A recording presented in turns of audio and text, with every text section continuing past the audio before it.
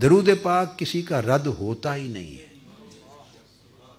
باقی ہر عبادت رد ہو سکتی ہے۔ یعنی کوئی حج کرے تو وہ نہیں کہہ سکتا کہ قطعی طور پہ میرا حج قبول ہے، عمرہ کرے نہیں کہہ سکتا کہ قطعی طور پہ عمرہ، روزہ رکھے، نماز پڑھے، خیرات کرے، صدقہ دے، زکوٰۃ دے، قطعی طور پہ کوئی گارنٹی نہیں دے سکتا کہ میرا یہ عمل قبول ہے۔ صرف ایک عمل ہے درود پاک، یہ جو پڑھے وہ گارنٹی ہے اس کی کہ قبول ہے۔ اب اس کا راز سمجھنا چاہتے ہیں؟ بولیے۔ بڑا آسان ایک راز بتا دیتا ہوں، باقی اس کے علاوہ بھی بہت بڑے بڑے راز ہیں، بہت راز ہیں، مگر ایک سادہ سا راز جو آپ کو ایک سیکنڈ میں سمجھ آ جائے گا اور بھولے گا نہیں، وہ کیا کہ یہ رد ہوتا ہی نہیں کہ آپ پڑھیں درود پاک،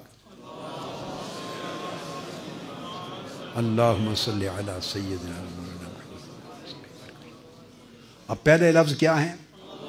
پھر اونچی آواز سے پڑھیں، صلی علی سیدنا و مولانا محمد۔ یہ درود پاک شروع ہوتا ہے کہ اے اللہ تو ہمارے آقا و مولا حضرت محمد پہ درود پڑھ۔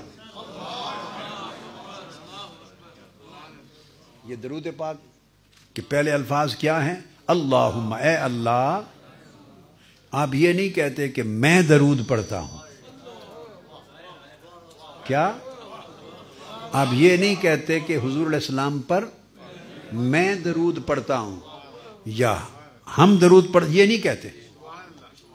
نماز میں کہتے ہیں ایاک نعبد، ہم عبادت کرتے ہیں تیری، نماز میں کہتے ہیں اے اللہ ہم تیری عبادت کرتے ہیں، وہاں ہم ہے، وہاں ہم تیری عبادت کرتے ہیں، نماز میں کہتے ہیں، مگر درود پاک میں اللہ پاک نے آپ کو، میں کو، ہم کو، تم کو، ساروں کو نکال دیا۔ درود پاک میں اللہ تعالیٰ نے میں کو، تو کو، ہم کو، تم کو، سب کو نکال دیا ہے۔ آپ سارے درود پاک میں اول سے آخر تک پڑھے، ایک لفظ بھی ایسا نہیں جس میں میں اور ہم اور تم آئے، ایک لفظ بھی ایسا نہیں جس میں میں آئے۔ تو یہ جو عمل رد ہوتے ہیں وہ رد ہی میں کی وجہ سے ہوتے ہیں۔ آپ سمجھے؟